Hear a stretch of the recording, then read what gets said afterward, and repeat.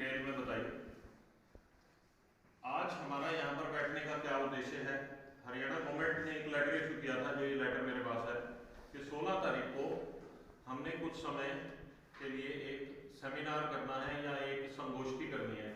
संगोष्ठी का मतलब क्या होता है? इसका मतलब ये है कि हम अपने विचार रखेंगे जो हमारे को पॉइंट्स हैं, और आपको अगर कोई क्वेरी है या आपके माइंड में कोई पॉइंट आता है, ऐसा नहीं है कि भाई मैं ही सारा कुछ जानता हूँ या अप्रेंटिस के इंस्ट्रक्टर जानते हैं।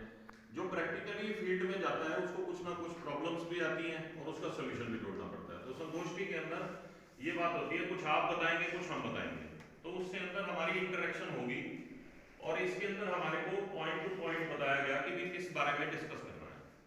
तो उन्होंने जो हमारे को इंस्ट्रक्शन दी कि एक तो अप्रेंटिसशिप के बारे में आपको पूरी डिटेल नॉलेज होनी चाहिए, क्योंकि हमारा जो फील्ड है ITI है, इसके अंदर जितनी भी ट्रेड्स हैं, हालांकि मुझे नहीं लगता सारी ट्रेड्स के बच्चे हों, क्योंकि कोपा के हैं बच्चे।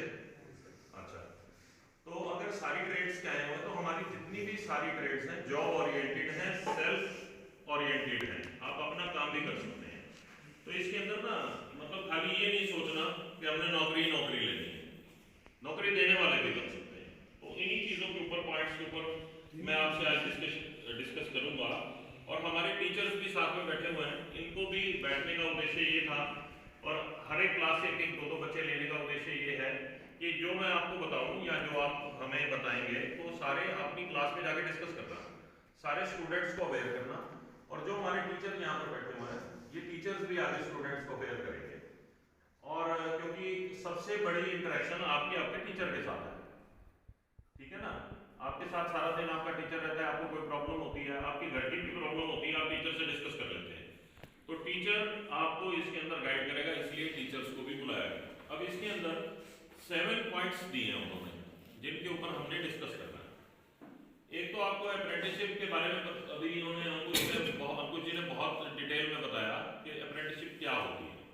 ये 1961 के अंदर हमारे देश के अंदर अप्रेंटिसशिप एक्ट लागू हुआ, जब लोग रोजगार के लिए, जैसे स्किल्ड लेबर है या स्किल्ड वर्कर है, टेक्नीशियन है, इंजीनियर है, ये अपनी पढ़ाई करने के बाद अप्रेंटिसशिप करते हैं।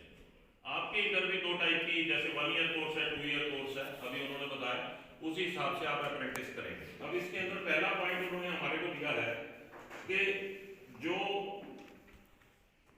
न्यूली रिक्रूटेड GIs और JPO अप्रेंटिसशिप एक्ट के बारे में आपको बताएं, वो आपको अंकुश जी ने सारा बता दिया। सेकंड पॉइंट इसके अंदर है प्लेसमेंट बढ़ाने के लिए क्या किया जा सकता है, प्लेसमेंट कैसे बढ़ाई जा सकती है, आप लोग सजेशन दे सकते हैं कोई इसके अंदर। देखिए प्लेसमेंट क्या होती है, आप यहाँ से पढ़ाई करके गए और आगे आपको नौकरी मिली, प्लेस हो गए, प्लेसमेंट वही होगी ना। तो इसको कैसे बढ़ाया जा सकता है, उसके 2-3 तरीके हैं। एक तो हम लोग पहले अवेयर हो कि हम कौन सी इंडस्ट्री के अंदर जा सकते हैं। इन्होंने कुलदीप जी बैठे हैं, वेल्डर के इंस्ट्रक्टर हैं, ये आपको ये बताएंगे आप वेल्डिंग इंडस्ट्री के अंदर कौन कौन सी जगह जा सकते हैं। अब वेल्डर के जो स्टूडेंट बैठे हैं वो अपने टीचर से पूछें हमारे करनाल में या उसके आसपास वेल्डिंग इंडस्ट्री कहाँ है। फिटर के टीचर बैठे हैं, ये बताएंगे मैकेनिकल इंडस्ट्री या फिटर से रिलेटेड ट्रेड के बच्चे कहाँ जा सकते हैं, कहाँ पर प्लेस हो सकते हैं। तो इस प्रकार से ज़्यादा प्लेसमेंट हो जाएगी। नहीं तो आधी चीज़ें तो हमारे को नहीं पता ही नहीं होती कि भाई हमने प्लेसमेंट जाना कहाँ है। मैंने इलेक्ट्रॉनिक्स में किया था डिप्लोमा, मुझे मालूम ही ना हो अगर मैंने कहाँ जॉब कर सकता हूँ तो मैं कैसे जॉब करूँगा, घर ही बैठूँगा। तो प्लेसमेंट बढ़ाने का सबसे पहला उपाय ये है कि हम लोग अवेयर हों, और वो अवेयरनेस आपको कौन देगा, आपका टीचर देगा। और टीचर और साथ में अप्रेंटिसशिप जो सेल है हमारा, अंकुश जी देखते हैं, शमशेर जी देखते हैं, शमशेर जी यही हैं। मैं इस चीज का बहुत बड़ा एक उदाहरण देता हूँ। मेरा अपना बेटा MCA करने के बाद मैंने उसको अपने सोर्स से जॉब लगवा दी, क्योंकि हम लोगों का ना एक माइंड सेट है हमारे दिमाग का कि हम लोग जॉब को बहुत बड़ा मानते हैं। ये कहते हैं कि भाई हमारे पास सारा कुछ है, लड़का जॉब लग जाएगा, हमारी टेंशन खत्म हो जाएगी, यही सोचते हैं ना। हमारा एक फ्रेम से बाहर ही नहीं निकल पा रहे हैं। जबकि हमारे जो प्राइम मिनिस्टर हैं, ऑनरेबल प्राइम मिनिस्टर, उन्होंने इस चीज के ऊपर बहुत ज्यादा जोर दिया है कि आप अपना रोजगार करें। मैंने उसको एक जॉब में लगवा दिया, 25-30 हज़ार रुपए की जॉब थी, 2 महीने जॉब करके उसने